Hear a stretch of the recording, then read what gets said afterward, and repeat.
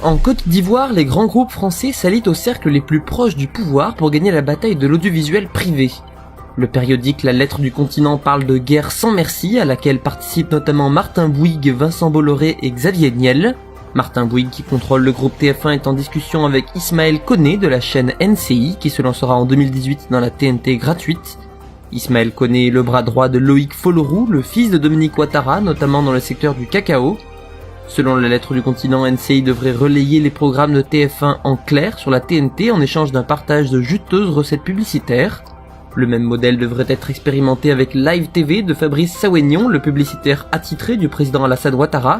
Jusqu'à présent cantonné à la télévision payante par satellite, le groupe Canal+, contrôlé par Vincent Bolloré, préparerait, selon La Lettre du Continent, le lancement d'une chaîne gratuite aux côtés du groupe Orange de Nathalie Folleroux-Béjani, la fille de Dominique Ouattara.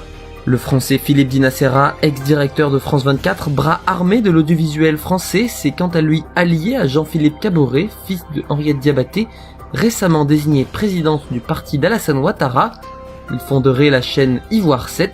De son côté, enfin, Xavier Niel a créé Free Côte d'Ivoire pour vendre des bouquets payants qui feraient entrer sur le paysage audiovisuel local des chaînes comme beIN Sport et SFR Sport, concurrentes directes de Canal+ sur ce segment du marché.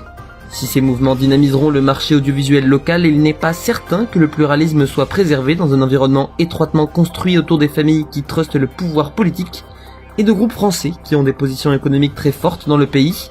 Le groupe Bouygues est au cœur de partenariats publics-privés. Il vante à l'État le gaz qui alimente les centrales électriques du pays, exploite le 3e pont d'Abidjan et bientôt la première ligne de métro du pays.